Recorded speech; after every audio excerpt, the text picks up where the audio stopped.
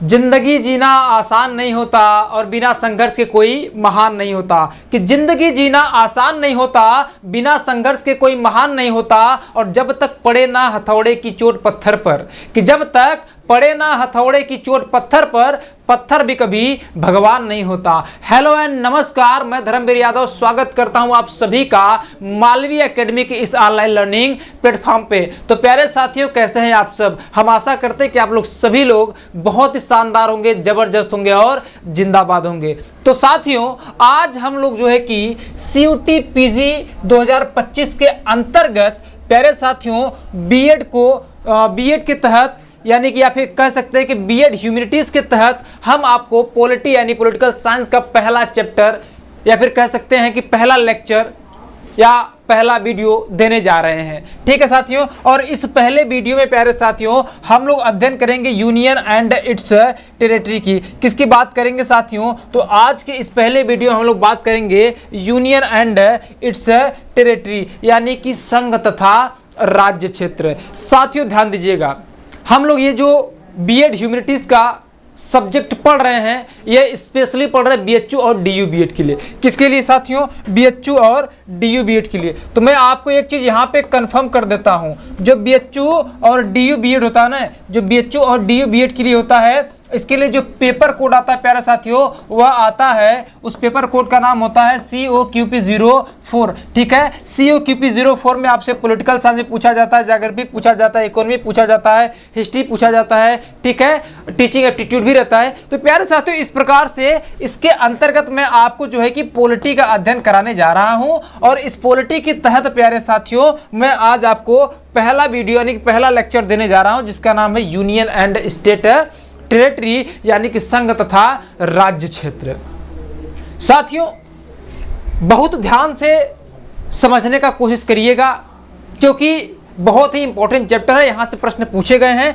अब जैसे 2024 में ही अगर मैं बात करूँ कौन कौन से प्रश्न पूछे गए, तो मैं आपको यहाँ पे दिखा देता हूँ प्यारे साथियों कि यहाँ से कौन कौन से चैप्टर पूछे गए हैं। जैसे यहाँ पे एक प्रश्न है आपके सामने, एक प्रश्न मैंने मेंशन किया है कि उस राज्य का नाम बताइए जिससे काटकर झारखंड राज्य बनाया गया है, यानी name the state from which Jharkhand state was carved out. ठीक है, यानी कि वह राज्य कौन सा है, ठीक है, जिससे काट करके झारखंड बनाया गया। यहाँ पे 4 ऑप्शन है प्यारे साथियों, आंध्र प्रदेश, मध्य प्रदेश, बिहार और छत्तीसगढ़। उसी प्रकार से एक और प्रश्न पूछा गया कि दिए गए राज्यों को उनकी स्थापना के आधार पर सर्वप्रथम से अंतिम के क्रम में व्यवस्थित कीजिए, यानी कि arrange the given state from first to last on the basis of their establishment, यानी कि इनकी स्थापना के क्रम के आधार पर आपको सजाना है।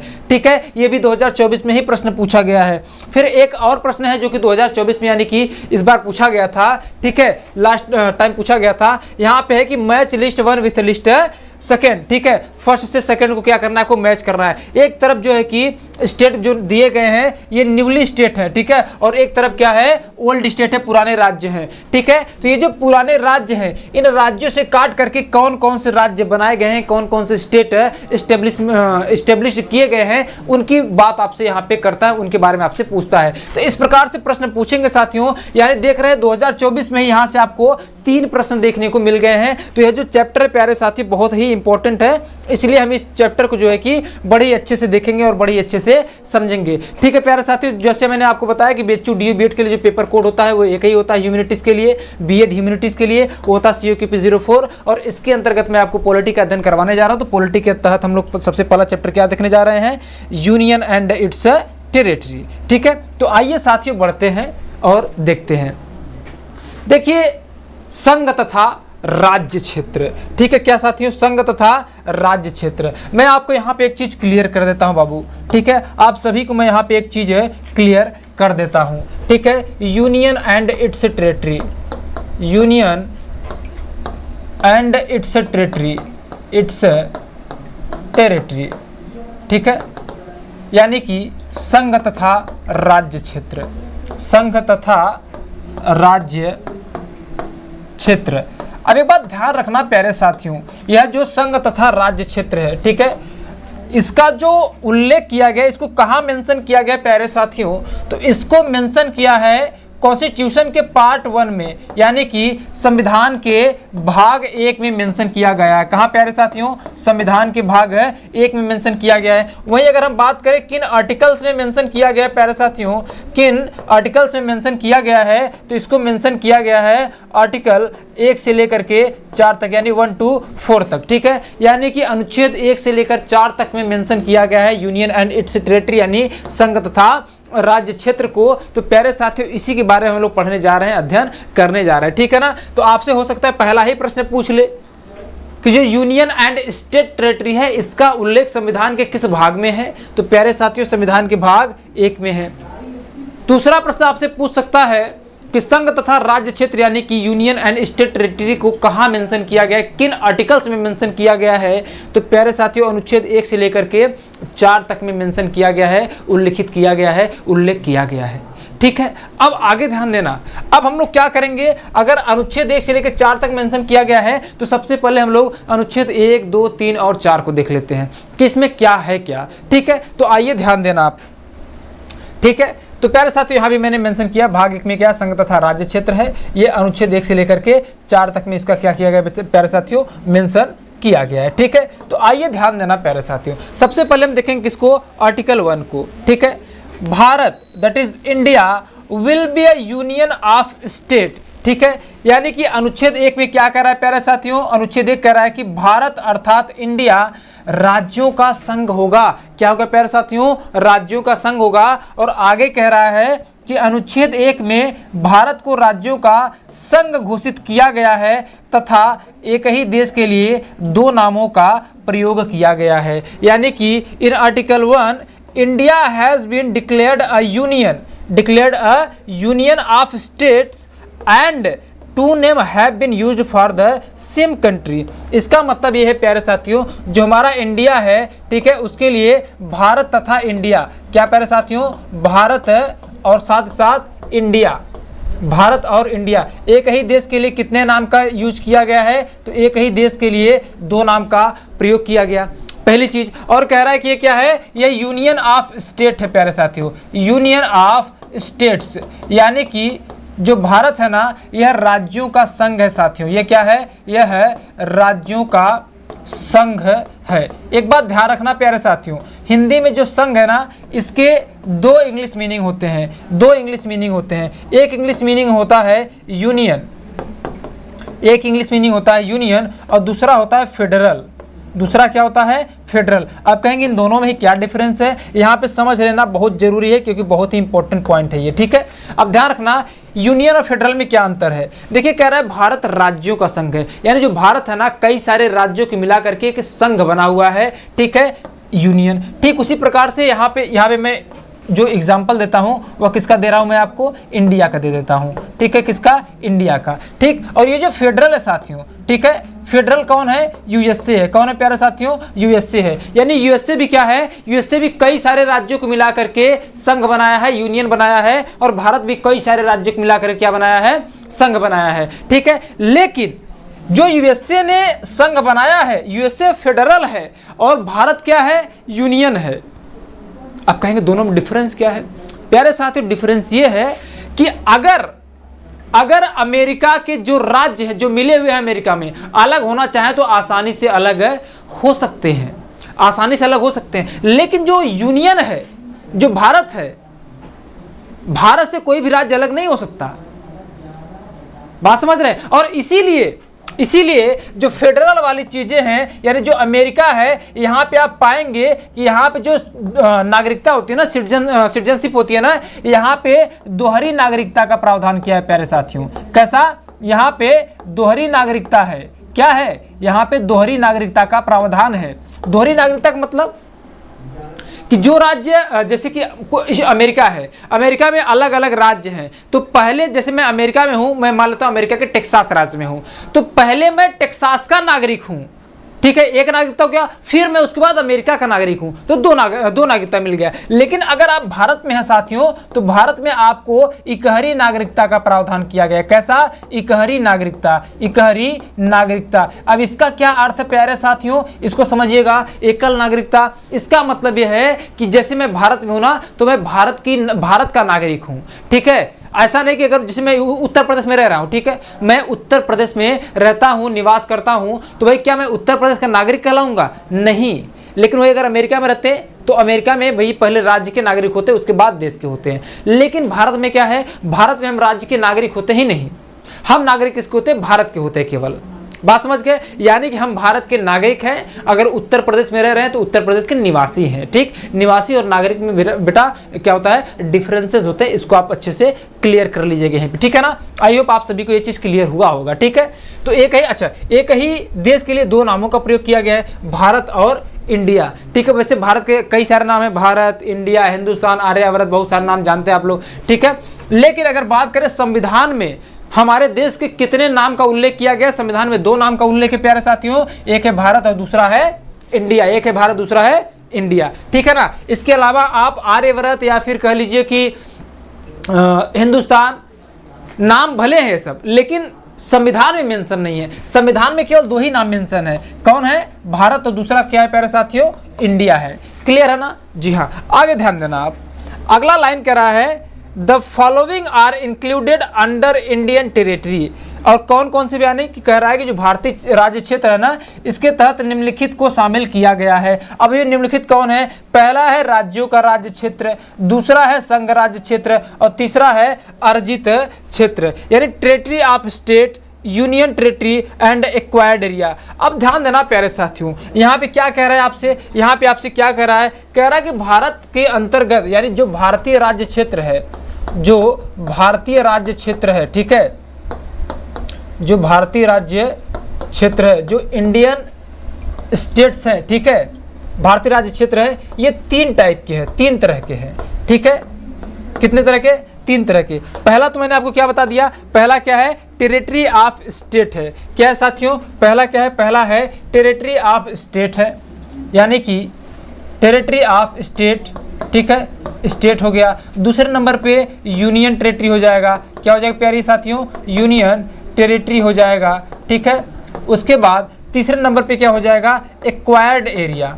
एक्वायर्ड एरिया का मतलब होता है प्यारे साथियों अर्जित क्षेत्र। क्या होता है? अर्जित क्षेत्र। तो वही अगर हम बात करें कुल कितने स्टेट्स है भाई वर्तमान में इंडिया में, और कितने यूनियन टेरिटरीज हैं और कितने एक्वायर्ड एरिया है, तो इसको जरा सा ध्यान से समझना मेरे प्यारे साथियों। यहाँ पे देखना, यहाँ पे जो है कि यहाँ पे जो स्टेट है, कितने स्टेट है अपने इंडिया में? तो 28 स्टेट्स है प्यारे साथियों। वहीं बात करेंगे हम यूनियन टेरिटरीज की, तो यूनियन टेरिटरीज कितने प्यारे साथियों? यूनियन टेरिटरी कितने हैं? 8 हैं, यानी कि 8 यूनियन टेरिटरीज है। वहीं बात करेंगे एक्वायर्ड एरिया, तो एक्वायर्ड एरिया करता है अर्जित क्षेत्र, और भारत में जो है कि ऐसा एक भी क्षेत्र नहीं है, यानी कि 0 क्षेत्र है। तो आप जानते हैं कि भारत बड़ा ही शांति प्रिय देश है, तो भारत किसी पर न तो आक्रमण करता है, न तो किसी के क्षेत्र को लेने की कोशिश करता है। भारत का जितना है, भारत उतने में ही खुश है। बात समझ रहे हैं? तो भारत के पास अर्जित क्षेत्र एक भी नहीं है। वर्तमान में 28 राज्य और 8 केंद्र शासित प्रदेश हैं, ठीक है। बात समझ गए? सारे भी मैं अनुच्छेद 1 को बता रहा हूँ आपको, अच्छे समझिएगा। देखिए इतनी चीजें क्लियर हो गई ना। तो अनुच्छेद 1 में क्या कहा है कि भारत अर्थात इंडिया राज्यों का संघ होगा, ठीक। फिर उसका क्या कह रहा है कि अनुच्छेद 1 में राज्यों को क्या बताया गया है? संघ बताया गया है। जो भारत है वो राज्यों का संघ है, यानी यूनियन ऑफ स्टेट्स है। क्लियर? आगे कह रहा है कि एक ही देश के लिए दो नामों का प्रयोग किया गया है, जिसको मैंने आपको यहाँ पे अच्छे से बता दिया प्यारे साथियों, ठीक है। आई होप ये सारी चीज़ आप अच्छे से समझे होंगे। आगे बढ़ते हैं प्यारे साथियों, आपको जो कैसा लग रहा है वीडियो, आप मुझे कमेंट बॉक्स में जरूर अपने विचार को बताएंगे।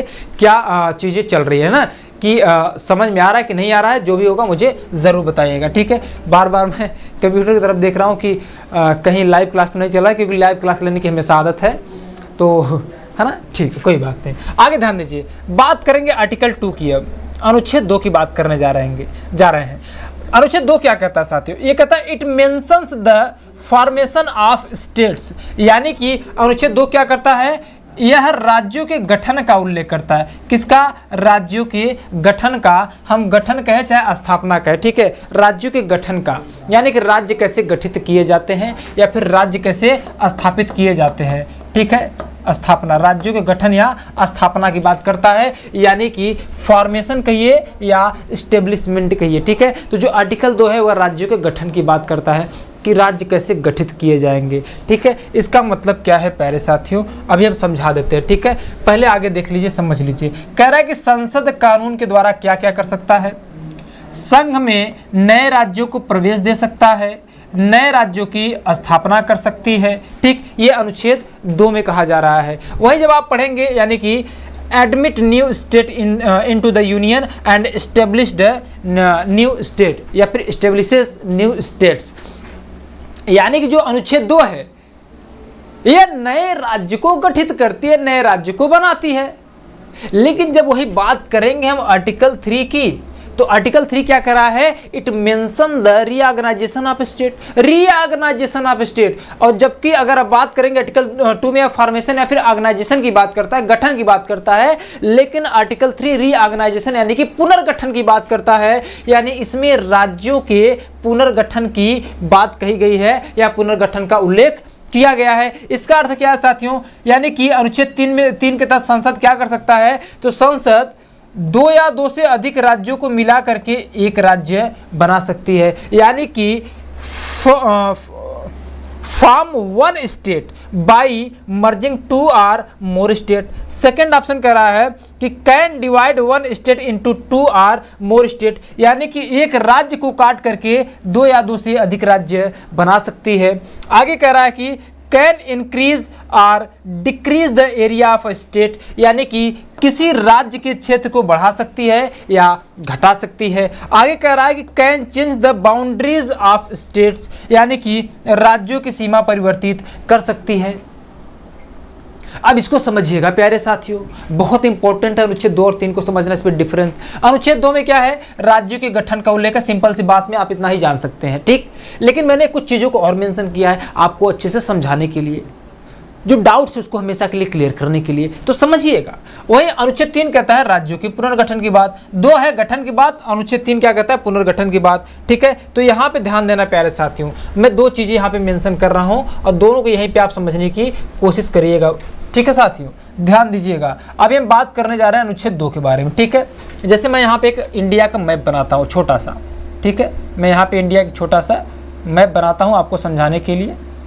ठीक है, आपको समझाने के लिए क्या करते हैं, एक छोटा सा मैप बना लेते हैं हम। ठीक है, ध्यान दीजिएगा साथियों, बड़ा ही इंपॉर्टेंट टॉपिक हम लोग पढ़ रहे हैं, इसलिए आपको अच्छे से बताना और समझाना हमारी जिम्मेवारी है। ठीक है, एक मैप इधर बना लेते हैं सामान्यतः। ठीक है, बहुत क्लियर, बहुत सही तो नहीं बना है, नहीं, थोड़ा सा और अच्छे से बना देते हैं। ठीक है, चलिए समझाने के लिए बनाए हुए हैं। ठीक है, और एक मैं मैप यहाँ पे बना देता हूँ थोड़ा सा।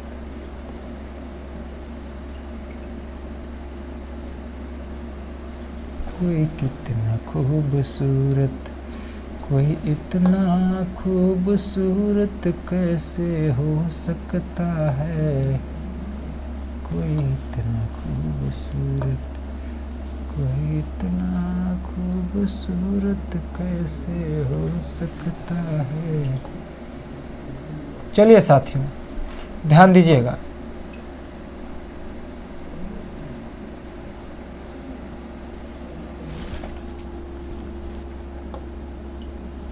चलिए ठीक है, मैं मान लेता हूँ, समझाने के लिए मैंने आपको थोड़ा सा बनाया है। ठीक है, अब समझिएगा प्यारे साथियों, अब समझिएगा, यहाँ पे बहुत बढ़िया समझ में आने वाला है आपको। ठीक है, मैं यहाँ बात कर रहा हूँ अनुच्छेद 2 की, आर्टिकल 2 की। किसकी बात करने जा रहा हूँ प्यारे साथियों, यहाँ पे मैं समझाऊंगा आपको आर्टिकल 2 और यहाँ पे मैं आपको समझाऊंगा आर्टिकल 3। यहाँ पे मैं समझाऊंगा आपको आर्टिकल 3। ठीक है, अब समझिएगा आप प्यारे साथियों, समझिएगा, यहाँ मजा आने वाला है। देखिए ये क्या कह रहा था, ये कह रहा था भैया ऑर्गेनाइजेशन की बात करेंगे, ऑर्गेनाइजेशन की,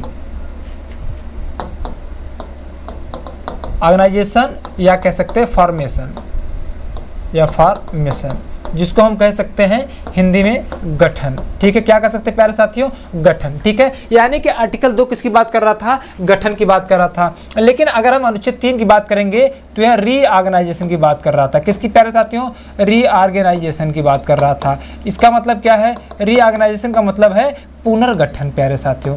किसका, पुनर्गठन।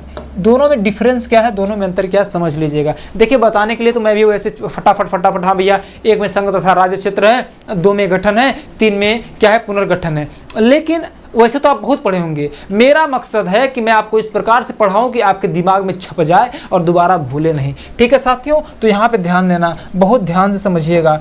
ठीक है, आर्टिकल क्या हो गया, यहाँ पे 3 को समझने जा रहे हैं और यहाँ पे आर्टिकल 2 को समझने जा रहे हैं साथियों।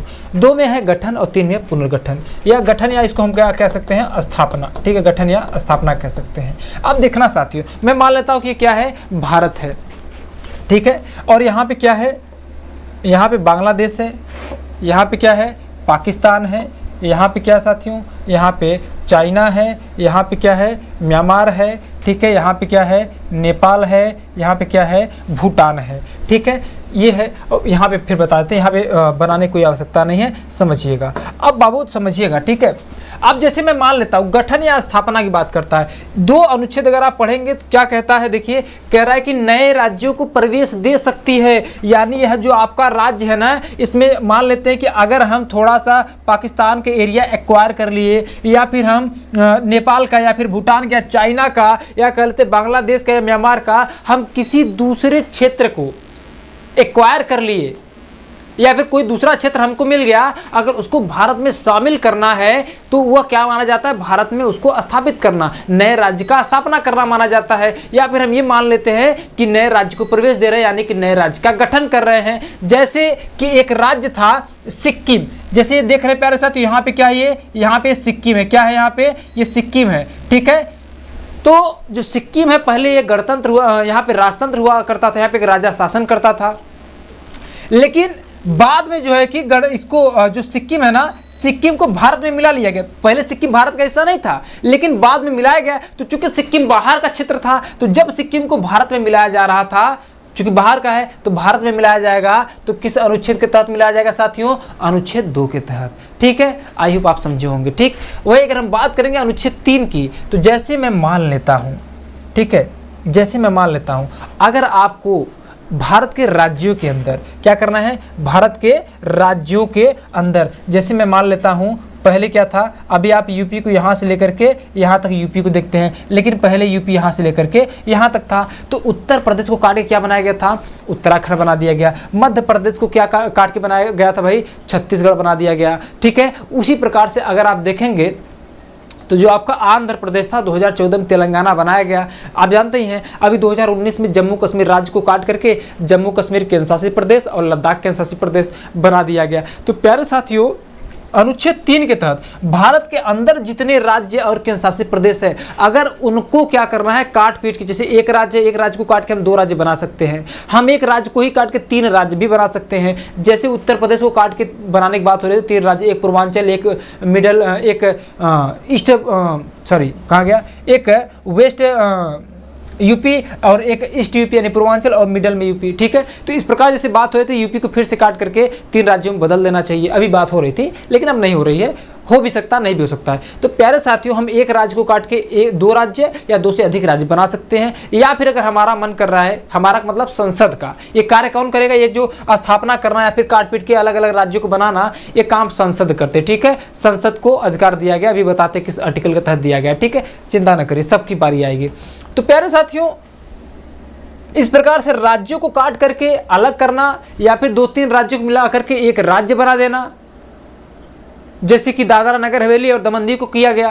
पहले दादरा नगर हवेली अलग केंद्र शासित प्रदेश हुआ करता था, दमन दीव अलग केंद्र शासित प्रदेश हुआ करता था, लेकिन 2020 में दोनों को मर्ज करके केवल एक बना दिया गया। बात समझ रहे हैं? तो ये सब कौन करता है, और ये सब करता है संसद। तो अगर भारत के राज्य, क्षेत्र और केंद्र शासित प्रदेश के अंदर कोई काट पीट होता है या फिर परिवर्तन किया जाता है, चेंजेस किए जाते हैं, तो वह कौन करता है, संसद करता है, अनुच्छेद 3 के तहत। लेकिन अगर भारत में किसी बाहर से किसी एरिया को शामिल करना होता है, तो किसके तहत शामिल किया जाता है, अनुच्छेद 2 के तहत, यानी आर्टिकल 2 के तहत। अनुच्छेद 2 और 3 समझ में आया? Very good. अब यहाँ ध्यान दीजिएगा, देखिए, अच्छा, इसमें परिवर्तन कौन करता है, राज्यों का गठन या पुनर्गठन कौन करेगा, पार्लियामेंट करेगा प्यारे साथियों, संसद करेगा। 2 में सीधे कह रहा है कि नए राज्यों को प्रवेश देगा या फिर नए राज्यों की स्थापना, ये 2 चीजें हैं। ठीक, और यहाँ पे कह रहा है कि 2 या 2 से अधिक राज्यों को मिला करके एक राज्य बना देना, यानी कि क्या करेंगे, फॉर्म 1 स्टेट बाय मर्जिंग 2 और मोर स्टेट, यानी कि 2 या 2 से अधिक राज्य को मिला करके एक राज्य बना सकते हैं हम। ये कौन करेगा, संसद करेगा। आगे कह रहा है कैन डिवाइड 1 स्टेट इनटू 2 और मोर स्टेट, अगर हम कई सारे राज्यों को मिला करके, 2 या 2 से अधिक राज्यों को मिला करके एक राज्य बना सकते हैं, तो हम किसी एक राज्य को काट के 2 या 2 से अधिक राज्य भी बना सकते हैं। ठीक, आगे कह रहा है कैन इंक्रीज और decrease the area of state. अब मैं मान लेता हूं, आर्टिकल 3 की बात हो रही है ना, अब मैं मान लेता हूं कि ये है, यहां यूपी है, यहाँ पे बिहार है, नीचे क्या है भाई, यहाँ पे मध्य प्रदेश है। तो कह रहा है कि किसी भी राज्य क्षेत्र के एरिया को घटा सकता है, बढ़ा सकता है। चलो भाई, हम क्या कर रहे हैं, हमको लग रहा है उत्तर प्रदेश छोटा है, तो उत्तर प्रदेश का जो सीमा है ना प्यारे, जो उत्तर प्रदेश सीमा है, मैं इसको थोड़ा सा हटा करके मैं सोच रहा हूँ कि मैं मध्य प्रदेश में से थोड़ा सा और लेकर के उत्तर प्रदेश को थोड़ा बड़ा कर दूँ। तो उत्तर प्रदेश का जो एरिया वो क्या हो जाएगा, इंक्रीज हो जाएगा, और वहीं मध्य प्रदेश का जो एरिया है वो क्या हो जाएगा, डिक्रीज हो जाएगा। बात समझ गए। यहाँ पे आप जानते हैं, यहाँ से लेकर यहाँ क्या है, गुजरात है, ठीक है, गुजरात है, और उसके नीचे यहाँ पे क्या है भाई, यहाँ पे महाराष्ट्र है, ठीक है, यहाँ पे मध्य प्रदेश है, और यहाँ पे क्या है, पूरा राजस्थान है ये वाला। ठीक, अब मान लेते हैं कि अभी 28 राज्य है, भारत को 29वां राज्य भी गठित करना है सरकार को। तो मान लेते हैं कि उसके मन में आया कि यार हम क्या करते हैं, हम ना एक काम करते हैं, हम थोड़ा सा मध्य प्रदेश का एरिया ले लेते हैं, थोड़ा सा किसका, राजस्थान का एरिया लेकर के यहाँ पे एक नया राज्य बना देते हैं। राज्य सरकार ऐसा भी कर सकती है, सरकार ऐसा भी कर सकती है। बात समझ रहे ना साथियों, ठीक है। तो सरकार ऐसा भी कर सकती है, यानी कि 2 या 2 से अधिक राज्य, 2 राज्यों में से थोड़ा थोड़ा काट के एक नया राज्य भी बना सकती है। इस प्रकार अगर ऐसा करेगी तो किसी का राज्य घट जाएगा, किसी का बढ़ जाएगा। यानी सीधी सी बात है प्यारे साथियों, यहाँ पे कहा है ना, कैन इंक्रीज और decrease the area of state. ठीक, इसके अलावा कह रहा है can change the boundary of state, राज्यों की जो सीमा है उसको भी परिवर्तित कर सकती है। ये सब अधिकार किसके अंतर्गत आता है, आर्टिकल 3 के अंतर्गत आता है। यानी ये सब चीजें किसके अंतर्गत होंगी, पुनर्गठन का मतलब फिर से गठन, जो एक बार बनाया जा चुका है उसी में काट पीट करना। गठन का मतलब पहली बार कोई चीज बनाना, और पुनर्गठन का मतलब उसी में जो पहले से बनाया गया उसी में काट पीट करना, उसी को संशोधित करना। बात समझ गए ना, ये हो गया अनुच्छेद 2 और 3। आई होप आप अच्छे से चीजों को समझे होंगे साथियों। ठीक है, आगे बढ़ते हैं। अब ध्यान रखना, procedure to be followed for article 2 and article 3 कह रहा है कि अनुच्छेद 2 और अनुच्छेद 3 के लिए अपनाई जाने वाली प्रक्रिया। चूंकि आप जानते हैं साथियों, ठीक है, अगर मैं बात करूं भारत का राष्ट्राध्यक्ष कौन है, भारत का राष्ट्राध्यक्ष यानी who is the king of India, ठीक है, तो आप कहेंगे राष्ट्रपति होता है। कौन होता है प्यारे साथियों, राष्ट्रपति, यानी कि प्रेसिडेंट होता है। कौन होता है, प्रेसिडेंट होता है। ठीक है, प्रेसिडेंट होता है। तो एक बात ध्यान रखिएगा, अब चूंकि सारी शक्ति प्रेसिडेंट के हाथ में है, अब भारत का जो कार्यपालिका या सरकार की पूरी शक्ति किसमें निहित कर दिया गया है, राष्ट्रपति में, प्रेसिडेंट में। तो जो इंडिया है, एक तरह से इंडिया का राष्ट्राध्यक्ष है, तो ये मालिक भी होता है। तो अब चूंकि भारत है, अब भारत में किसी चीज को आप शामिल करेंगे या भारत के अंदर राज्यों को काटपीट करेंगे, तो भाई मालिक से परमिशन लिया जाएगा कि नहीं लिया जाएगा, बिल्कुल लिया जाएगा। तो यहाँ पे वही चीजें कही जा रही है कि अनुच्छेद 2 और 3 के लिए लाई जाने वाली प्रक्रिया। तो यह कह रहा है कि president's permission is necessary before bringing a proposal for article 2 and 3। ठीक है, कह रहा है कि अनुच्छेद 2 और अनुच्छेद 3 के लिए प्रस्ताव लाने से पहले उस प्रस्ताव पर राष्ट्रपति की अनुमति आवश्यक है साथियों। और मैंने बताया कि अनुच्छेद 2 और अनुच्छेद 3 में जो परिवर्तन होता है, यानी अनुच्छेद 2 के तहत राज्य को प्रवेश देते हैं, अनुच्छेद 3 के तहत किसी राज्य को काट करके 2 या 2 से अधिक राज्य बना देते हैं, या 2-3 राज्य को मिला करके एक राज्य बना देते हैं। ये सब कौन करता है साथियों, संसद करता है। और आपको पता है कि संसद के 2 सदन होते हैं, लोकसभा और राज्यसभा। ठीक है, और संसद को ही हम लोग विधायिका कहते हैं। विधायिका का मतलब जो कानून और नियम बनाता है, जो चेंजेस करता है। ठीक है, तो अगर हम अनुच्छेद 2 के लिए और अनुच्छेद 3 के लिए कोई भी प्रपोजल लेके आ रहे हैं, कोई भी प्रस्ताव लेके आ रहे हैं, तो ऐसे प्रस्ताव पे प्रेसिडेंट की अनुमति पहले चाहिए। अगर प्रेसिडेंट अनुमति देता है तब आप ऐसे प्रस्ताव को ला सकते हैं, यानी कि नए राज्य को स्थापित करने के लिए या फिर नए राज्य को पुनर्गठित करने के लिए तब प्रस्ताव आप ला सकते हैं। ठीक है, प्रस्ताव तैयार करिए, कोई दिक्कत नहीं है। मैं राष्ट्रपति, जब तक मैं मान लेते कि मैं राष्ट्रपति हूँ, ठीक है, जब तक मैं उस प्रस्ताव पे अपना अनुमति नहीं दे देता तब तक आप उस प्रस्ताव को जो है कि संसद में नहीं ला सकते। इसका यही अर्थ है। ठीक, आगे कह रहा है after getting the president's permission this bill can be presented in any house of the parliament. और कह रहा है कि राष्ट्रपति की अगर अनुमति मिल जाती है तो उसके बाद इस विधेयक को संसद के किसी भी सदन में प्रस्तुत किया जा सकता है। यानी अगर राष्ट्रपति ने उस विधेयक पर, उस प्रस्ताव पे अपना हस्ताक्षर कर दिया, फिर अपनी अनुमति दे दिया, तो उस प्रस्ताव को संसद के किसी भी सदन यानी लोकसभा या राज्यसभा किसी में भी आप ला सकते हैं। ठीक, आगे कह रहा है after being presented in the parliament the bill is sent to the affected state legislature to know its opinion and a fixed time limit is also fixed within which the state legislature is required to give its opinion। अब भाई संसद में क्या हुआ, ऐसा प्रस्ताव आ गया तो संसद में प्रस्तुत होने के बाद ऐसे विधेयक या फिर ऐसे बिल को प्रभावित होने वाले राज्य विधानमंडल के पास उसकी राय जानने के लिए भेज दिया जाता है तथा साथ ही एक निश्चित समय सीमा तय किया जाता है और यह निश्चित समय सीमा 14 दिन का होता है। ठीक है, समय सीमा तय किया जाता है जिसके अंदर राज्य विधानमंडल को अपनी राय रखना आवश्यक होता है। एक बात ध्यान रखना, मैंने बताया कि जो प्रक्रिया लाई जाती है, जो भारत का राष्ट्राध्यक्ष होता है उसे क्या लेना पड़ेगा भाई, आपको परमिशन लेना पड़ेगा। लेकिन साथियों यहीं पर ध्यान देना, ठीक है, अगर आपको राष्ट्रपति का क्या हुआ, परमिशन ग्रांटेड हो गया। ठीक है, क्या हुआ भाई, परमिशन आपको मिल गया। अब आपको परमिशन मिल गया तो आप क्या करेंगे, इस परमिशन को क्या करेंगे, यानी कि जो बिल था, ठीक है, परमिशन ऑन बिल, ठीक है, अब ये बिल क्या करेंगे, आप संसद के किसी भी सदन यानी चाहे तो लोकसभा और चाहे तो राज्यसभा, ठीक है, चाहे तो लोकसभा चाहे तो राज्यसभा, किसी में भी क्या कर सकते हैं, प्रस्तुत कर सकते हैं। जब यहाँ पे आप प्रस्तुत करेंगे उसके बाद जो संसद होता है ना, ठीक है, ये क्या करता है, उसी विधेयक को विधानमंडल के पास भेजता है, उसी विधेयक को विधानमंडल के पास भेजता है। जैसे 2014 में आंध्र प्रदेश को काट करके तेलंगाना बनाया गया। ठीक है, तो तेलंगाना बनाए जाने के लिए जो प्रस्ताव बना था उस पर सबसे पहले राष्ट्रपति क्या किया, अपना परमिशन दिया। फिर जब परमिशन दिया तो वह बिल कहाँ आया, संसद के सदनों में आया। फिर संसद के सदन क्या किए, आंध्र प्रदेश का जो संसद था, आंध्र प्रदेश का जो राज्य विधानमंडल था, आंध्र प्रदेश के विधानमंडल के पास क्या किया, उन्होंने उस प्रस्ताव को भेजा। और जब आंध्र प्रदेश यानी कि जब राज्य विधानमंडल के पास वह प्रस्ताव आया तो विधानमंडल को कहा गया कि भैया आप अपनी राय बताइए, आप अपनी राय बताइए। इसका मतलब ये था, आंध्र प्रदेश ये पूछा गया कि आप क्या चाहते हैं, आपको काट के तेलंगाना बनाया जाए कि नहीं बनाया जाए। ठीक है, अच्छा, राय बताने के लिए कहा जाता है और इसके साथ ही एक समय सीमा तय किया जाता है। वह समय सीमा कितना होता है, 14 दिन का होता है। यानी कि फिर ये भी कहा जाता है कि जो आप अपना हमको राय बताएंगे ना, वह 14 दिन के अंदर में ही बताएंगे। यानी आपके पास 14 दिन का समय है, इससे ज़्यादा समय मत लीजिएगा इस प्रस्ताव के लिए। ठीक है, राज्य विधानमंडल को कहता है। ठीक है, इतनी बातें क्लियर।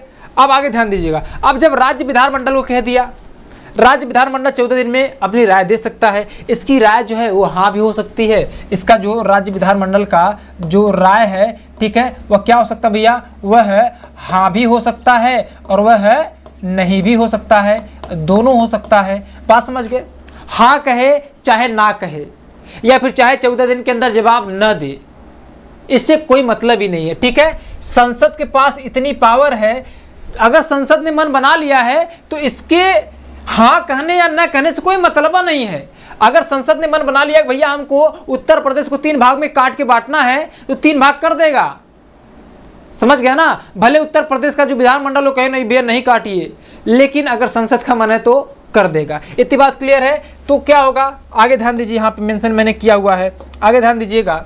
आगे क्या कह रहा है, आगे कह रहा है कि parliament is not bound to accept और reject the opinion of the state legislature and after the specified time limit 14 days both the houses of parliament pass the proposal with their simple majority. और कह रहा है कि जो संसद है ना, यह राज्य विधानमंडल की राय को मानने या न मानने के लिए बाध्य नहीं है, तथा निश्चित समय सीमा यानी 14 दिन बीत जाने के बाद संसद के दोनों सदन क्या करते हैं, अपने साधारण बहुमत से उस प्रस्ताव को पारित कर देते हैं, यानी कि साधारण बहुमत से क्या कर देते हैं, पारित कर देते हैं। राज्य विधानमंडल हाँ कहे चाहे ना कहे, चाहे 14 दिन तक जवाब ही ना दे, इससे कोई मतलब नहीं है। यहाँ पे क्या होगा, तो लोकसभा और राज्यसभा क्या करेंगे, अपने सिंपल, ठीक है, साधारण बहुमत से, साधारण बहुमत से क्या करेंगे, ऐसे बिल को क्या कर लेंगे भाई, प्रस्ताव, इस बिल को, इस विधेयक को, इस प्रस्ताव को पास कर देंगे। ठीक है, क्या कर देंगे, पास कर देंगे। और जब भैया पास कर देंगे तो after the bill is sent to the president, और इसके बाद क्या होता है, इसको राष्ट्रपति के पास भेज दिया जाता है। यानी जब लोकसभा और राज्यसभा से क्या होता है, यह बहुमत, यानी कि यह जो प्रस्ताव था, यह जो बिल था, क्या हो जाता है, साधारण बहुमत से पास हो गया। ठीक है, तो यह जो बिल होता है, ठीक है, तो जो बिल होता है किसके पास फिर भेजा जाएगा, फिर भेजा जाएगा राष्ट्रपति के पास। अरे बोल दो बाबू, किसके पास भेजा जाएगा, प्रेसिडेंट के पास भेजा जाएगा, प्रेसिडेंट के पास। प्रेसिडेंट का मतलब राष्ट्रपति के पास भेजा जाएगा। ठीक है, अब राष्ट्रपति क्या करता है, इस बिल पर अपना सिग्नेचर करेगा, अपना क्या करेगा, राष्ट्रपति क्या करेगा, साइन करेगा। ठीक है, ठीक है, क्या करेगा भाई, अपना हस्ताक्षर कर देगा। जैसे सिग्नेचर करेगा राष्ट्रपति, कानून बन के तैयार हो गया। और जब कानून बन के तैयार हो गया तो चाहे अनुच्छेद 2 के लिए प्रक्रिया हो, चाहे 3 के लिए प्रक्रिया हो, वह बदलाव लागू हो जाएगा। ठीक है, आई होप आप लोग अनुच्छेद 2 और 3 को अच्छे से समझे होंगे। ठीक है, समझ में आया ना अच्छे से। और देखिए यहाँ मेंशन किया गया है कि राष्ट्रपति के हस्ताक्षर के बाद यह विधेयक क्या हो जाता है, कानून बन जाता है साथियों। यानी कि after the signature of the president this bill becomes a law, यानी कि राष्ट्रपति के साइन के बाद यह क्या बन जाता है, कानून बन जाता है। ठीक है, बात समझ गए ना। कोई भी बिल होता है वह तुरंत क्या बन जाएगा, एक्ट बन जाता है। क्या बन जाता है प्यारे साथियों, एक्ट बन जाता है। क्लियर है ना। ठीक है, आइए आगे बात करते हैं। अब बात करेंगे प्यारे साथियों हम लोग आर्टिकल 4 की, अनुच्छेद 4 की। ठीक है, देखिए हम आशा करते हैं कि आप सबको बहुत ही अच्छे समझ में आ रहा होगा। जो भी होगा, जैसा भी होगा, मुझे कमेंट बॉक्स में अपने विचार को जरूर बताइएगा। बात समझ गया ना। हाँ ठीक है, बात समझ गए। मैं यहाँ पे देख रहा हूँ कमेंट दिख ही नहीं रहा। ठीक है, तो अपने विचार को हमको कमेंट में जरूर बताइएगा। आगे ध्यान देना बेटा, आगे क्या कह रहा है आर्टिकल 4, ये कह रहा है कि the amendment made in article 2 and 3 will not be considered as constitutional amendment under article 368। कह रहा है कि अनुच्छेद 2 और अनुच्छेद 3 में जो संशोधन होगा उसे अनुच्छेद 368 के तहत संविधान संशोधन नहीं माना जाएगा। यानी कि देखिए हम लोगों ने क्या किया, 2 और 3 के तहत यहाँ पे पूरा देख रहे हैं, यहाँ पे पूरा मैंने आपको बताया कि आर्टिकल 2 एंड आर्टिकल 3 के तहत हम लोग जो संशोधन करते, संशोधन का मतलब भारत क्षेत्र ऐसा था, बाहर से किसी को शामिल करें या फिर भारत क्षेत्र के अंतर्गत जो राज्य जो स्टेट्स हैं उन्हीं को काट पीट के क्या करें, दो मतलब कि उनका जो बाउंड्रीज है उनको चेंज करें। ठीक है, तो ये सब जो चीज़ें होती है प्यारे साथियों, एक तरह से संशोधन ही है, लेकिन यह संविधान संशोधन नहीं माना जाएगा। और यह कौन कहता है, यह कहता है आर्टिकल 4। कौन कहता है प्यारे साथियों, अनुच्छेद 4 कहता है। अब ध्यान से समझिएगा साथियों, ध्यान से समझिएगा। Article 2 and article 3, article 2 and article 3, अभी जो आर्टिकल 2 और आर्टिकल 3 में, ठीक है, जो भी चेंजेस होंगे, जो भी चेंजेस हो रहे हैं, या फिर हम कह सकते हैं कि जो भी परिवर्तन या फिर जो भी बदलाव या फिर जो भी संशोधन हुआ है, यह अनुच्छेद 368 के तहत क्या होगा, संविधान संशोधन यानी कि क्या हुआ जी, कॉन्स्टिट्यूशनल अमेंडमेंट नहीं माना जाएगा। बात समझ रहे हैं। इसका मतलब यह है, अच्छा यहाँ पे मैं आपको बताता हूँ अनुच्छेद 368 को, यह ध्यान रखिएगा, जो संविधान संशोधन की प्रक्रिया का उल्लेख है ना अनुच्छेद 368 में। ठीक है, तो प्यारे साथियों, पहला यानी फर्स्ट आर्टिकल में क्या कहा गया कि भारत राज्यों का संघ है, यानी कि India is a union of states. ठीक, दूसरे में कहा गया कि हम नए राज्य का ऑर्गेनाइजेशन कर सकते हैं, फॉर्मेशन कर सकते हैं।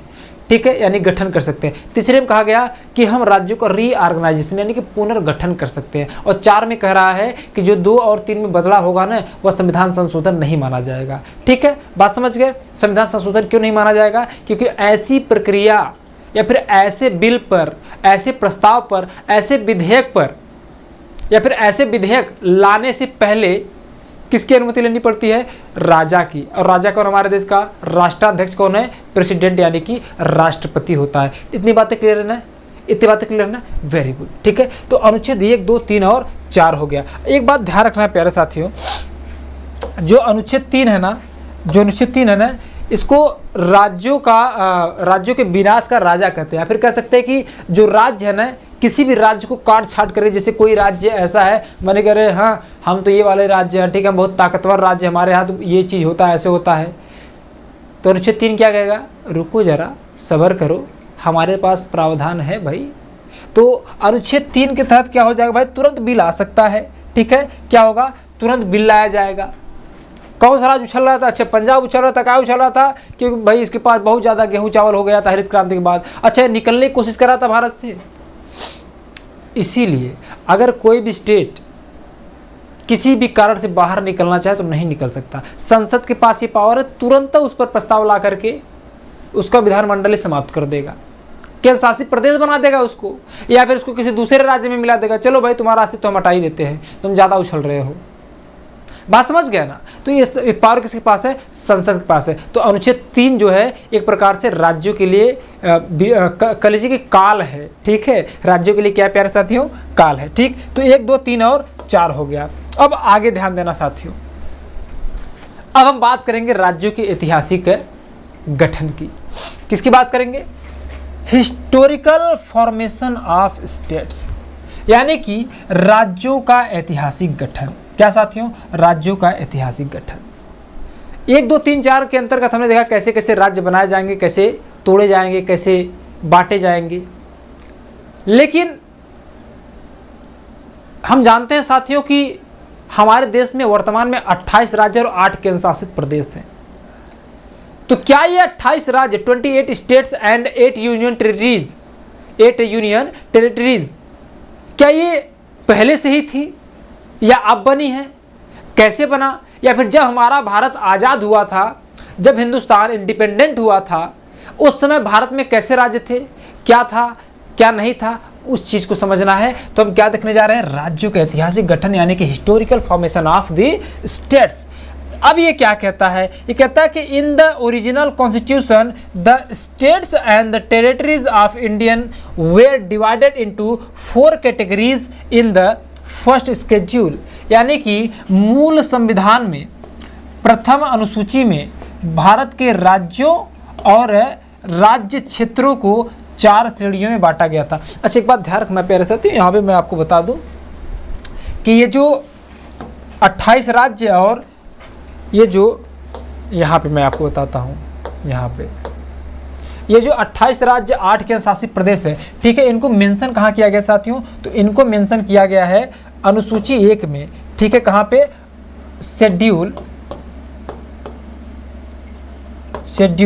1 में, ठीक है। शेड्यूल 1 में अगर हम बात करेंगे अनुसूची 1 में क्या है, तो अनुसूची 1 में भी क्या है प्यारे साथियों? अनुसूची 1 में भी संघ तथा राज्य क्षेत्र ही है। क्या है? संघ तथा राज्य क्षेत्र ही है, ठीक है। संघ तथा राज्य क्षेत्र ही है। आप कहेंगे अरे इसका क्या अर्थ है? देखिए, यहाँ पे केवल आपको ये बताया कि 28 राज्य 8 केंद्र शासित प्रदेश होंगे, लेकिन 28 राज्यों का नाम, 8 केंद्र शासित प्रदेशों का नाम क्या है, वो कहाँ मेंशन है साथियों? वो मेंशन है शेड्यूल 1 में, ठीक है ना। इसी चीज़ को मैं आपको बता रहा था। आइए यहाँ पे, ठीक है, यहाँ पे क्या कह रहा है? कह रहा है कि मूल संविधान का जो प्रथम अनुसूची था उसमें भारत के राज्यों और राज्य क्षेत्रों को कितने श्रेणी में डिवाइड किया गया था साथियों? 4 कैटेगरीज में, 4 कैटेगरीज में। वे चारों कैटेगरीज कौन कौन सी थी? एक तो था part A, part B, part C और पार्ट डी, यानी कि भाग क, भाग ख, भाग ग और भाग घ। देखिए, वर्तमान में और तब में बड़ा डिफरेंस था। जब हमारा संविधान क्या हुआ था? लागू किया गया था साथियों, जब हमारा संविधान बनाया गया था, तो उस समय राज्यों की जो श्रेणियाँ थी 4 प्रकार की थी। अभी कितनी है? 2 हैं। एक राज्य है, एक केंद्र शासित प्रदेश, बस यही 2 है, ठीक है। लेकिन उस समय कितनी थी श्रेणियाँ? 4 श्रेणियाँ थी, 4 कैटेगरीज थी। और प्रेजेंट में, एट प्रेजेंट कितने कैटेगरीज हैं? 2 हैं। एक है स्टेट्स और दूसरा है यूनियन टेरिटरीज, बस इतना ही है। इसी चीज़ को समझिएगा, ठीक है। पार्ट में क्या कहा गया? इसमें क्या था, British provinces were included in it, यानी भाग क में किसको रखा गया था, ब्रिटिश प्रांतों को रखा गया था। भाग ख यानी कि भाग बी में बात करेंगे, पार्ट बी में, तो it included those state which were born as a result of the merger of native princely states, यानी कि इसका अर्थ है कि इसमें उन राज्यों को स्थान दिया गया था जिनका जन्म देसी रियासतों के विलय के परिणाम स्वरूप हुआ था, देसी रियासतों के विलय के परिणाम स्वरूप हुआ था। ठीक, आगे भाग ग की बात करेंगे, union territories were included in it, और इसमें क्या किया गया था, केंद्र शासित प्रदेशों को रखा गया था। वही अगर हम बात करेंगे पार्ट डी की, तो इसमें Andaman and Nicobar island were included in it, ठीक है, यानी कि इसमें अंडमान और निकोबार द्वीप समूह को रखा गया था। देखिए अंडमान और निकोबार द्वीप समूह जो है वर्तमान में एक यूनियन टेरिटरी है, यानी कि संघ शासित प्रदेश है, ठीक है, लेकिन उस समय इसको अलग कैटेगरी में रख दिया गया था, अलग बिल्कुल ही हटा दिया गया था, क्योंकि अंडमान निकोबार भारत से बहुत दूर है। ठीक है, तो आप ध्यान रखिएगा प्यारे साथियों, ब्रिटिश प्रांत, आप कहेंगे ब्रिटिश प्रांत ये क्या है, तो प्यारे साथियों हमारे यहाँ ब्रिटिशों का राज था, तो वे क्या किए थे, अलग अलग प्रोविंसेस बनाए हुए थे, अलग अलग प्रांत बनाए हुए थे, ठीक है, जिसको हम लोग क्या कहते हैं, ब्रिटिश प्रांत। तो जब हमारा भारत आज़ाद होता है तो जो ब्रिटिश प्रोविंसेस थे उनको कहाँ रख दिया जाता है, भाग क में, यानी कि पार्ट ए में कर दिया जाता है। वही अगर हम बात करेंगे भाग ख की, यानी कि पार्ट बी की बात करेंगे साथियों, तो पार्ट बी क्या है, इसमें उन राज्यों को स्थान दिया गया जिनका जन्म देसी रियासतों के विलय के परिणाम स्वरूप हुआ था। अब जानते हैं देसी रियासत यानी कि रजवाड़ा कह सकते हैं, या फिर हम क्या सकते हैं साथियों, इनको प्रिंसली स्टेट कहते हैं। क्या कहते हैं, प्रिंसली स्टेट। प्रिंसली स्टेट का मतलब है देसी रियासतें, जहाँ पे देसी रियासतों का मतलब ये था कि हमारे देश में जो छोटे छोटे राजा होते थे, ठीक है, वे राज करते थे लेकिन अंग्रेजों के अधीन, ब्रिटिशों के अधीन। तो जो ब्रिटिश देसी रियासतें थे, इनके परिणाम स्वरूप जब इनका विलय भारत में किया जाता है तो इनको भी राज्य बनाया जाता है। तो इनसे जो राज्य बने थे उनको भाग ख यानी कि पार्ट बी में रखा गया। भाग ग में किसको रखा गया, केंद्र शासित प्रदेश, और भाग घ में अंडमान और निकोबार द्वीप समूह को रख दिया गया था। ठीक है, देखिए इसका एक जो झलक है मैं यहाँ पे मेंशन कर दिया हूँ, आपको देख सकते हैं जो भी स्टेट भाग क में थे, ठीक है, यहाँ पे दिखाया गया है, मैं यहाँ पे दिखा देता हूँ आपको। ठीक है, भाग क में क्या था, प्रिंसली स्टेट। भाग ख में जो था भाई क्या था आपका, देसी रियासतों के परिणाम स्वरूप जो राज्य बने थे। ठीक है, भाग क में जो असम, बिहार, बम्बई, मध्य प्रदेश, मद्रास, उड़ीसा, पंजाब, संयुक्त प्रांत, और संयुक्त प्रांत किसका नाम था पता है, संयुक्त प्रांत वर्तमान उत्तर प्रदेश, उत्तर प्रदेश को उस समय संयुक्त प्रांत कहा जाता था। ठीक है, बात समझ गए ना। तो ये जो है कि इसको हम क्या कहते थे, ब्रिटिश प्रांत थे एक तरह से। वहीं बात करेंगे प्रिंसली स्टेट, तो प्रिंसली स्टेट उस समय हैदराबाद, जम्मू कश्मीर, मध्य प्रदेश, मैसूर, पटियाला एवं पूर्वी पंजाब, राजस्थान, सौराष्ट्र, त्रावणकोर, कोचीन, विंध्य प्रदेश, ठीक है, ये सब क्या थे, ये सब देसी रियासतों से बने हुए राज्य थे। वहीं भाग इसमें भाग ग में क्या रखा गया था, भाग ग में क्या रखा गया था साथियों, तो इसमें रखा गया था किसको, इसमें रखा गया था यूनियन टेरिटरीज को। हाँ, यहाँ पे जो कुछ भी आप देख रहे हैं, हिमाचल प्रदेश भी क्या था, यूनियन टेरिटरीज था, बात समझ रहे हैं ना, यूनियन टेरिटरी था, बाद में उसको स्टेट बनाया गया था। और भाग घ में क्या रखा गया था, अंडमान और निकोबार द्वीप समूह। ठीक है, तो ये उस समय की बात है, हालांकि इससे आपको कुछ लेना देना नहीं, मैं आपको इसको इसलिए लगाया ताकि आपको समझ में आए कि हाँ किस प्रकार के उस समय स्टेट बने हुए थे। ठीक है, आगे बढ़ते हैं। ठीक है, अब यहाँ पे जो मैंने लगाया है, ठीक है, जो आपको येलो कलर से चीज़ें दिख रही हैं वो ब्रिटिश इंडिया का हिस्सा थी, और जो आपको पिंक कलर की दिख रही है ये प्रिंसली स्टेट यानी कि कह सकते हैं आप, देखिए जो आपको येलो कलर का दिख रही है। ठीक है, मैं यहाँ पे येलो कलर से लिख रहा हूँ। ठीक है, येलो कलर से जितने भी थे ये क्या थे, ब्रिटिश प्रोविंसेस थे। क्या थे, ब्रिटिश प्रोविंसेस थे। ठीक है, बात समझ गए, यानी ब्रिटिश प्रांत थे। और वहीं बात करेंगे हम पिंक कलर की, तो पिंक कलर से क्या थे भाई, प्रिंसली स्टेट थे। क्या थे, प्रिंसली स्टेट्स। ठीक है, प्रिंसली स्टेट यानी कि देसी रियासतें। ठीक है, ब्रिटिश प्रांत और देसी रियासतें उस समय थे, लेकिन जब ये क्या होते हैं, भारत अलग अलग होता है, ठीक है, यानी भारत जब डिवाइडेशन होता है, बंटवारा होता है पाकिस्तान और भारत में, तो उसके बाद राज्यों का जो फॉर्मेशन होता है कुछ इस प्रकार से बना हुआ था, मैंने यहाँ पे आपको दिखा दिया। ठीक है, अब आइए आगे बात करते हैं। ठीक है, अब किस पे बात करेंगे, आगे बात करेंगे। आगे कह रहा है कि साथियों आज़ादी के पहले से ही भाषा के आधार पर राज्यों की मांग होती रही थी। ठीक है, यानी कि there was a demand for states on the basis of language even before independence, यानी कि जब हमारा भारत आज़ाद नहीं हुआ था ना, उस समय से ये कहा जा रहा था कि जब भी भारत आज़ाद होगा तो हमको जो राज्य चाहिए वो किस आधार पर चाहिए, लिंग्विस्टिक बेस पे चाहिए, लैंग्वेज के आधार पे चाहिए, भाषा के आधार पे चाहिए। बात समझ रहे हैं ना? एक मिनट, हाँ ठीक है, बात समझ रहे हैं ना आप? ठीक, किसके आधार पे चाहिए? भाषा के आधार पे चाहिए। अब ध्यान दीजिए, after independence the demand for states on the basis of language again intensified specially in south India. कह रहा है कि आज़ादी के बाद भाषा के आधार पर राज्यों की मांग पुनः तेज हो गई, विशेष तौर से दक्षिण भारत में। देखिए, जब हमारा भारत आज़ाद नहीं हुआ था तभी लिंग्विस्टिक बेस पे जो है कि स्टेट्स की डिमांड हो रही थी, और ये बाद में मान लिया गया था, ये माना भी गया था कि जो भी राज्य बनाए जाएंगे प्यारे साथियों, लिंग्विस्टिक बेस पे बनाए जाएंगे, इसमें कोई दो राय नहीं है, ठीक है। लेकिन जब भारत आज़ाद होता है तो उसके बाद क्या होती है, जो स्थितियाँ होती है पूरी तरह से डिफरेंट होती है, जो सिचुएशंस होता है पूरी तरह से अलग होता है। तो जब पूरी तरह से अलग होता है सिचुएशन, तो क्या बनाया गया था प्यारे साथियों, तो राज्यों को इन 4 भाग में डिवाइड कर दिया गया, भाषा के आधार पर नहीं बनाया गया। तो जब भाषा के आधार पर नहीं बनाया गया, लिंग्विस्टिक बेस पे स्टेब्लिशमेंट नहीं किया गया, तो क्या होने लग गए, मास मूवमेंट होने लगे, जन आंदोलन होने लग गए। और ये जो आंदोलन हो रहा था मेनली कहाँ हो रहा था प्यारे साथियों, मेनली है कहाँ हो रहा था, साउथ इंडिया यानी कि दक्षिण भारत में हो रहा था। कहाँ हो रहा था, दक्षिण भारत में हो रहा था।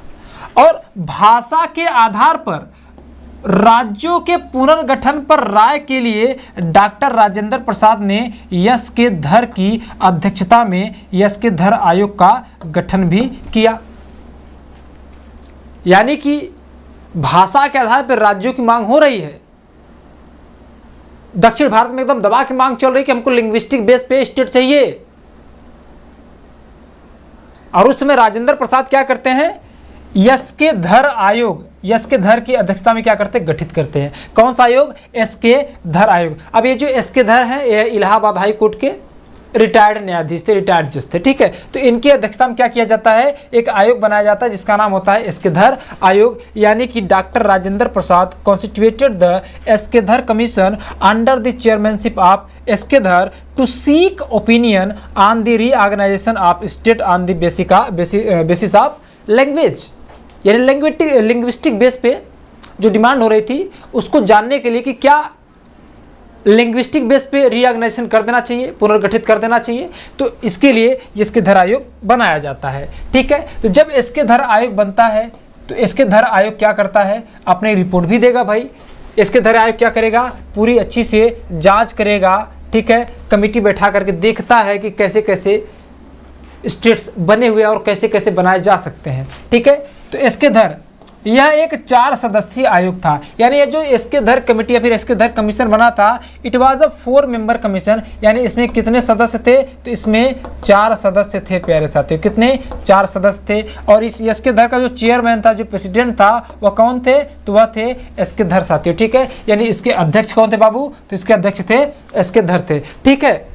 अब purpose of formation to give opinion on the reorganisation of state. यानी जो इसके धर का गठन किया गया, इसका उद्देश्य था भाई, इसके गठन करने का उद्देश्य क्या था, तो उद्देश्य था राज्यों के पुनर्गठन पर राय देने के लिए, ठीक है। यानी कि इसके धर आयोग को गठित किया गया कि आप जो राज्यों का पुनर्गठन की मांग हो रही है, क्या करना चाहिए या नहीं करना चाहिए, ठीक है।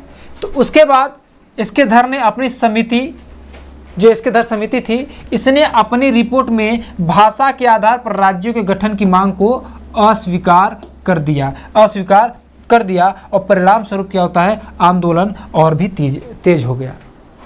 यानी कि इसके Dhar committee in its report rejected the demand of formation of states on the basis of language. As a result the movement become more intense. अब साथियों, इसके धर आयोग बनाया गया, इसके धर ने समीक्षा किया और इसके धर ने पाया कि भाई अभी जो है लिंग्विस्टिक बेस पे स्टेट को नहीं गठित किया जा सकता, स्टेट्स को स्टेब्लिश नहीं किया जाएगा, क्योंकि अगर ऐसा हुआ तो जो भारत की एकता और अखंडता है वो टूटने का डर रहेगा। क्योंकि अभी अभी तो हमने इतनी बड़ी तबाही देखी है, भारत जब आज़ाद होता है तो आपको पता है किस प्रकार से तबाही मस्ती मारकाट होता है भारत पाकिस्तान में, हिंदू मुसलमान में। तो इसके धर आयोग कहता है भाई भाषा के आधार पर हम ऐसा नहीं करेंगे, नहीं तो फिर से ये चीज़ें होने की संभावनाएं हैं। जब इसके धर आयोग अपनी इस रिपोर्ट में ये सब बातें कहते हैं, जो आंदोलन पहले चल रहा था वो और तेज हो जाता है। जो दक्षिण भारत में मूवमेंट चल रहे थे वो और तेज हो जाते हैं कि नहीं हमको चाहिए ही चाहिए, ऐसी डिमांड हो रही थी। तो जब ऐसा होने लग गया, आंदोलन और तेज होने लग गया, तो भारत के नेताओं को लगा कि अरे यार ऐसा क्या है कि भाषा के आधार पर मना करने के बाद ये लोग इतने उतावले हो जा रहे हैं। तब फिर एक कमेटी गठित की जाती है जिसका नाम होता है जेबीपी समिति, और इसमें मेन लोग होते हैं। यानी JBP committee was formed to review the इसके धर समिति, इसके धर कमिटी, यानी कि इसके धर समिति की समीक्षा के लिए जेबीपी समिति का गठन किया गया। यानी जो जेबीपी समिति था, ये इसके धर समिति की जो समीक्षा थी, समीक्षा किया हुआ था ये जो इसके धर समिति थी, इसके धर की भी समीक्षा के लिए जेबीपी समिति बनाया गया कि देखते हैं जो इसके धर आयोग ने रिपोर्ट दिया है ये सही है कि नहीं सही है। ठीक है, तो जेबीपी समिति गठित किया जाता है। क्या? जेबीपी समिति। और जेबीपी समिति में कितने मेंबर्स थे? तो there are 3 member in it, यानी कि इसमें 3 सदस्य थे। जे का मतलब जवाहरलाल नेहरू, बी का मतलब वल्लभ भाई पटेल, पी का मतलब पट्टाभी सीतारमैया, यानी कि जे से जवाहरलाल नेहरू, वल्लभ भाई पटेल और पट्टाभी सीतारमैया, ये 3 लोग क्या थे? 3 सदस्य थे, 3 मेंबर थे इस जेबीपी कमेटी में, इस समिति में। अब प्यारे साथियों, जब जेबीपी समिति होता है तो जब JBP committee also rejected the formation of state on the basis of language, यानी कि जेबीपी समिति ने भी क्या किया? भाषा के आधार पे राज्यों के गठन को रिजेक्ट कर दिया, अस्वीकार कर दिया। यानी इसके धर आयोग ने भी अस्वीकार कर दिया भाषा के आधार पे, जेबीपी समिति ने भी क्या किया? अस्वीकार कर दिया, रिजेक्ट कर दिया। कहा कि नहीं भाई, भाषा के आधार पे नहीं बनाया जा सकता। बात समझ रहे? अब ऐसा कह दिया गया। तो after the JBP committee report the movement become more intense and Potti Sriramulu set on a fast unto death, यानी कि hunger strike demanding to make Andhra Pradesh a separate state on the basis of language, Telugu language. यानी कि JBP समिति report के बाद आंदोलन क्या होता है? और भी तेज हो जाता है, और आंध्र प्रदेश को भाषा यानी कि तेलुगु भाषा के आधार पर अलग राज्य बनाने की मांग को लेकर क्या होता है? पोट्टी श्रीरामुलु आमरण अनशन यानी कि हड़ताल पर बैठ जाते हैं। कहाँ बैठ जाते हैं प्यारे साथियों? हड़ताल पे बैठ जाते हैं। और जब ये हड़ताल पे बैठते हैं तो फिर मुश्किलें बढ़ जाती है। And after 56 days of fast, यानी कि after 56 day of fast unto death, Potti Sriramulu died on 15 December 1952 as a result of which violent movement started in Andhra Pradesh. और कह रहा है कि 56 दिनों के आमरण अनशन के बाद 15 दिसंबर 1952 को पोट्टी श्रीरामुलु की मृत्यु हो गई, जिसका परिणाम यह हुआ कि आंध्र प्रदेश में बड़े रूप में क्या हुआ? हिंसक आंदोलन शुरू हो गए। देखिए प्यारे साथियों, 1947 में क्या होता है? 1947 में क्या होता है? इंडिया इंडिपेंडेंट होता है। इंडिया क्या होता है प्यारे साथियों? इंडिपेंडेंट होता है। इंडिपेंडेंट यानी कि भारत क्या होता है? आज़ाद होता है 1947 में। और आपको पता है कि 26 जनवरी 1950 को क्या होता है? जो हमारा संविधान होता है, ठीक है, संविधान लागू होता है, यानी कॉन्स्टिट्यूशन क्या होता है? इम्प्लीमेंट किया जाता है, संविधान लागू होता है। और जब संविधान लागू होता है तो इसमें जो राज्य होते हैं, जो स्टेट होते हैं, इसको 4 भाग में डिवाइड किया जाता है। ठीक है, कितने भाग में? 4 भाग में डिवाइड किया जाता है। पार्ट ए, पार्ट बी और पार्ट सी और पार्ट डी। ठीक है, part A, part B, part C और पार्ट डी, ये 4 भाग में डिवाइड कर दिया जाता है साथियों। अब जब ये 4 भाग में डिवाइड कर दिया जाता है, ठीक है, ये तो ठीक था, लेकिन जब आज़ाद नहीं हुआ था हमारा भारत, उसके पहले से क्या किया जा रहा था, लिंग्विस्टिक बेस पे स्टेट की डिमांड की जा रही थी। और जब भारत आज़ाद हो जाता है तो इस प्रकार से 4 भाग में डिवाइड कर दिया गया। आंदोलन चल रहा था, जब आंदोलन चल रहा था तो एक आयोग गठित किया जाता है, एक आयोग गठित किया जाता है। उस आयोग का नाम होता है, उस आयोग का नाम क्या होता है प्यारे साथियों, एस.के. धर आयोग होता है, एस.के. धर आयोग। अब यह जो एस.के. धर आयोग है, एस.के. धर कमिटी है या कमीशन है, ये क्या करता है, भाषा के आधार पे, भाषा के आधार पर राज्यों की जो मांग थी इसको क्या करता है, खारिज कर देता है। फिर एस.के. धर समिति की समीक्षा के लिए क्या बनता है, जेबीपी समिति बनता है बेटा, क्या बनता है, जेबीपी समिति बनता है। और ये जो जेबीपी समिति बना था, यह जो जेबीपी समिति बना था, तो जेबीपी समिति बनता है तो ये भी क्या करता है, ये भी रिजेक्ट कर देता है, यानी कि ये भी क्या कर देता है, भाषा के आधार पर जो राज्यों की डिमांड हो रही थी यह भी क्या कर देता है, अस्वीकार कर देता है। जब 2 बार अस्वीकार हो जाता है तो जो आंदोलन थे वो बहुत ज़्यादा बढ़ जाते हैं। और आपको पता है जब जेबीपी समिति ने भी मना कर दिया तो एक व्यक्ति थे पोट्टी श्री रामुलु। कौन थे बाबू, पोट्टी श्री रामुलु।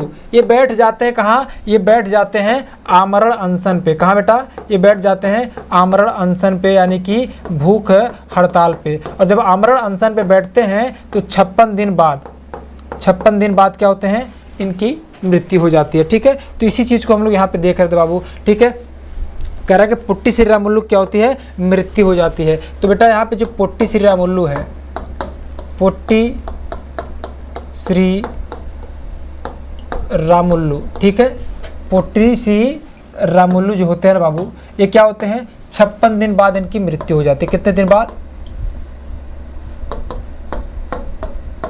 56 दिन बाद क्या होती है, इनकी मृत्यु हो जाती है। ठीक है, अब बेटा इनकी जब 56 दिन के बाद क्या होता है, मृत्यु हो जाता है, तो उसके बाद क्या होता है, आंध्र प्रदेश में अब आगजनी होता है, बड़े पैमाने पे आंदोलन बढ़ जाता है, तोड़फोड़ होता है। ठीक है, क्या होता है, तोड़फोड़ होता है। तो ध्यान रखिएगा, यह जो 56 दिन बाद इनकी मृत्यु होती है, जो पोट्टी श्री रामुलु थे। ठीक है, ये चाहते क्या थे, ये क्या चाहते थे, ये चाहते थे अलग आंध्र प्रदेश राज्य।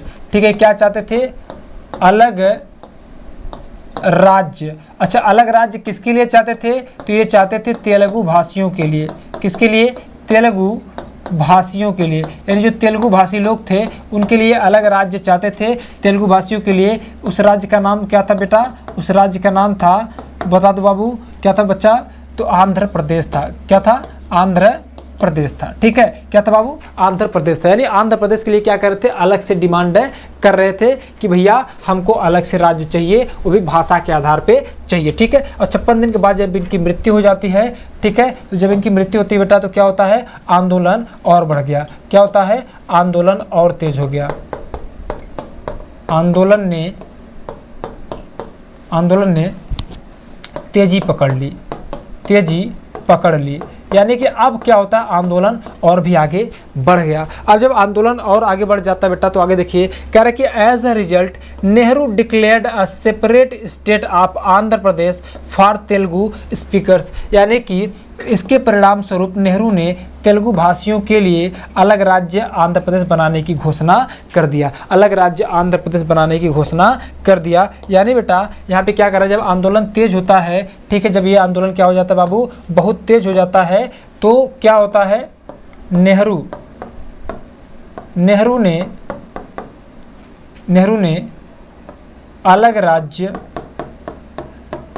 राज्य बनाने की घोषणा कर दी। अलग राज्य बनाने की घोषणा कर दिया। घोषणा यानी कि अनाउंसमेंट कर दिया। अलग राज्य कौन था बेटा, तो वह अलग राज्य था आंध्र प्रदेश। क्या था बाबू, आंध्र प्रदेश था। ठीक है, क्या था बेटा, आंध्र प्रदेश था। ठीक है, तो आगे देखिए एक लाइन और आगे क्या कर रहा है, Andhra Pradesh state was formed on 1 अक्टूबर 1953 और 1 अक्टूबर को आंध्र प्रदेश राज्य का क्या होता है, गठन कर दिया गया। तो बेटा यहाँ पे ध्यान रखिएगा, यह जो आंध्र प्रदेश है क्या है, यह जो आंध्र प्रदेश है ना, आंध्र प्रदेश का गठन कब कर दिया गया, इसका गठन कर दिया गया 1 अक्टूबर 1953 को। ये बात ध्यान रखिएगा, ये आपसे पूछा जा सकता है। ठीक है, कब किया गया, 1 अक्टूबर 1953 को कर दिया गया बाबू। ठीक है ना, अब आगे ध्यान दीजिएगा, आगे ध्यान दीजिए, आगे क्या कह रहा है बच्चा, आगे कह रहा है कि Andhra Pradesh become the first state to be formed on the basis of language. ठीक है, अब ये जो आंध्र प्रदेश था, ठीक है,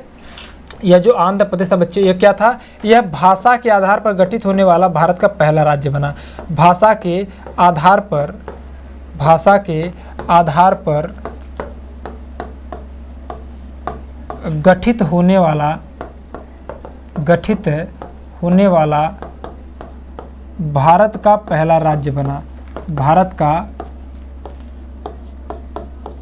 पहला राज्य बना। तो भाषा के आधार पर गठित होने वाला भारत का पहला राज्य कौन बना, आंध्र प्रदेश बनता है बच्चे। कौन बनता है, आंध्र प्रदेश बनता है। आगे कह रहा है कि in December 1953 state reorganisation commission was formed under the chairmanship of the Fazal Ali. और कह रहा, अच्छा यहाँ पे मैंने बता दिया ना कि भाषा के आधार पर गठित होने वाला पहला राज्य आंध्र प्रदेश बना, और दिसंबर 1953 में फजल अली की अध्यक्षता में राज्य पुनर्गठन आयोग गठित किया गया। अब एक बात ध्यान देना प्यारे साथियों, एक बात ध्यान देना, जैसे कि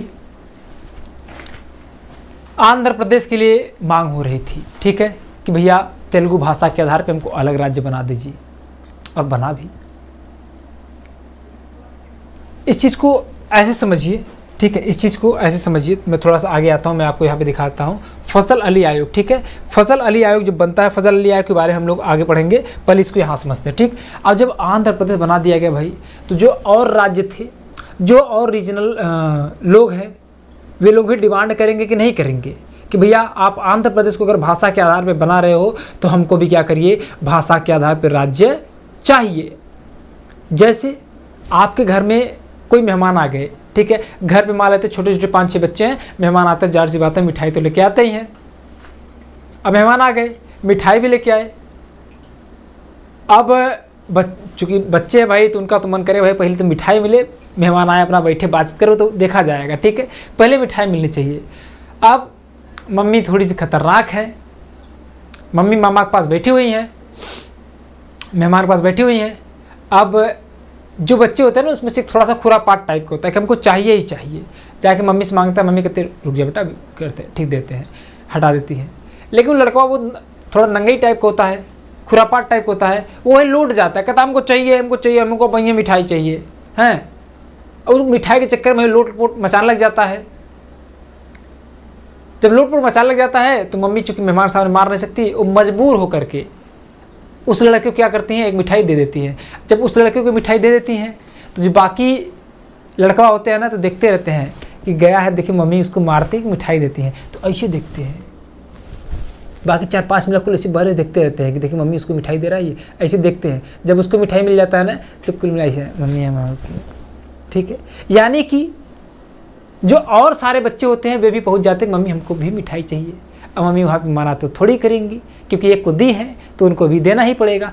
ठीक उसी प्रकार से साथियों, यहाँ पे जब आंध्र प्रदेश का गठन कर दिया गया, तो जो देश के विभिन्न भागों से भाषा के आधार पे राज्यों के गठन की मांग उठने लगी। ठीक है, जब ऐसा होने लग गया तो नेहरू जी मजबूर हुए और दिसंबर 1953 में फजल अली की अध्यक्षता में क्या किया, इन्होंने राज्य पुनर्गठन आयोग बनाया। यानी कि इन्होंने क्या बनाया भाई, इन्होंने स्टेट रीऑर्गेनाइजेशन कमीशन बनाया फजल अली की अध्यक्षता में दिसंबर 1953 में। इतनी बात क्लियर है बेटा बाबू, इतनी बात क्लियर सभी को ना, ठीक है। आई होप इतनी बातें क्लियर है। जब इतनी बातें क्लियर है बच्चे, तो ये चीज़ें तो आपको समझ में आई गई। तो आगे हमको क्या पढ़ना है, आगे हमको पढ़ना है फजल अली आयोग। क्या पढ़ना है बाबू, फजल अली आयोग पढ़ना है, ठीक है। एक बार मैं देख लेता अभी कितना इसमें बचा हुआ है, तो इसको पार्ट 1 और पार्ट 2 कर देंगे, ठीक है। इसको पार्ट 1 और पार्ट 2 कर देंगे। एक मिनट रुक जाना बाबू, तो रुक जाना बच्चे।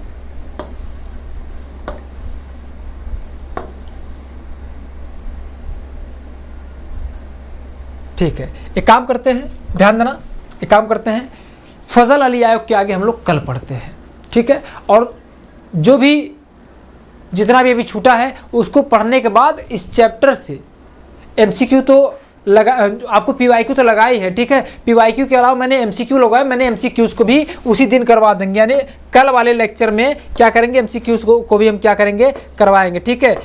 ये जो है कि आपका फजल अली आयोग के बाद आगे, यानी कि जो फजल अली आयोग है इसके बाद हम लोग देखेंगे राज्यों के गठन का क्रम। ठीक है, नहीं फजल अली आयोग को पढ़ ही लेते। ठीक है, फजल अली आयोग को पढ़ लेते बच्चा। ठीक है, अब जो फजल अली आयोग था इसको पढ़ के यहाँ से छोड़ेंगे राज्यों के गठन का क्रम। ठीक है, ये इसकी आगे की चीज़ों को हम कल पढ़ेंगे, पहले फजल अली आयोग को देखेंगे। अब क्या होता है, दिसंबर 1953 में फजल अली आयोग को गठित कर दिया गया। It had a total of 3 members, यानी कि इसमें कुल 3 सदस्य थे। कौन कौन? फजल अली, पंडित हृदयनाथ कुंजरू और के.एम. पडिक्कर। ठीक है, और फजल अली जो थे फजल अली आयोग के अध्यक्ष थे। ठीक है, तो आगे कह रहा है कि the Fazal Ali commission accepted the demand for reorganisation of state on the basis of linguistic and cultural unity. कह रहा है कि फजल अली आयोग जो है यह भाषाई और सांस्कृतिक एकता के आधार पर राज्यों के पुनर्गठन की मांग को स्वीकार किया। इसका अर्थ ये था कि भाई भाषा के आधार पर हम लोग एक्सेप्ट तो करेंगे, लेकिन सांस्कृतिक एकता भी होनी चाहिए।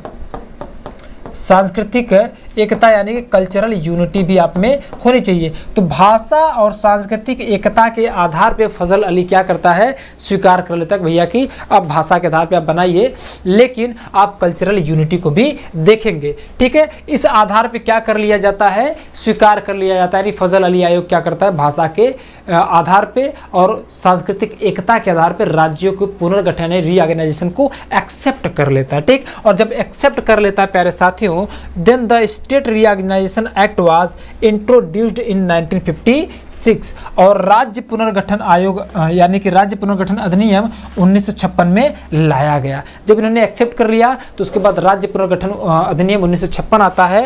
And under this the 7th constitutional amendment 1956 was brought to implement the recommendations of the Fazal Ali Commission, through which the categories of state were abolished and 14 state and 6 union territories were created. और कह रहा है कि जब फजल अली क्या करते हैं, राज्यों के पुनर्गठन को भाषा के आधार पे और साथ ही साथ सांस्कृतिक एकता के आधार पे एक्सेप्ट कर लेते हैं, तो क्या लाया जाता है, राज्य पुनर्गठन अधिनियम 1956 लाया जाता है। इसके तहत क्या होता है, फजल अली आयोग की सिफारिश को लागू करने के लिए 7वां संविधान संशोधन 1956 लाया गया। 7वां संविधान संशोधन 1956 लाया गया और इसके तहत यानी कि इसके माध्यम से राज्यों की श्रेणियों को समाप्त कर दिया गया। जो 4 श्रेणियाँ थी, भाग क, ख, ग, घ, उसको समाप्त कर दिया गया और उसके बाद 14 राज्य और 6 केंद्र शासित प्रदेश बना दिए गए। इसको समझिएगा बाबू, इसको समझिएगा। ये जो फजल अली आयोग था, फजल अली आयोग, ये जो फजल अली आयोग था, ठीक है, इसने क्या किया, इसने जो है कि भाषा के आधार पे और सांस्कृतिक एकता के आधार पे क्या कर लिया, एक्सेप्ट कर लिया। किस बेस पे, इसने 2 बेस पे एक्सेप्ट किया। किस बेस पे भाई, लिंग्विस्टिक बेस पे और साथ साथ कल्चरल यूनिटी यानी कि सांस्कृतिक एकता के आधार पे, सांस्कृतिक एकता, ठीक है, यानी कि लैंग्वेज और साथ साथ कल्चरल यूनिटी के आधार पे, कल्चरल यूनिटी, ये 2 बेस पे क्या करता है, 2 बेस पे राज्यों के पुनर्गठन को स्वीकार करता है। राज्यों के पुनर्गठन को स्वीकार किया। अब जब राज्यों को पुनर्गठन को स्वीकार कर लेता है बाबू, तो उसके बाद क्या होता है, उसके बाद राज्य पुनर्गठन अधिनियम 1956 लाया जाता है। क्या लाया जाता है, उसके बाद लाया गया राज्य पुनर्गठन अधिनियम 1956, राज्य पुनर्गठन अधिनियम 1956 लाया गया। अब जब राज्य पुनर्गठन अधिनियम 1956 लाया जाता है बाबू, ठीक है, तो इसके पहले लाया गया जाता है 1956 में ही 7वां संविधान संशोधन। क्या लाया जाता है, 7वां संविधान संशोधन, 7th कॉन्स्टिट्यूशनल अमेंडमेंट, ठीक है, संविधान संशोधन। अब ये जो 7th कॉन्स्टिट्यूशनल अमेंडमेंट बेटा, ये आता है 1956 में और ये क्या करता है, ये क्या करता है, राज्यों की श्रेणियों को समाप्त कर देता है। ये क्या करता है बाबू, राज्यों की श्रेणियों को समाप्त कर देता है, राज्यों की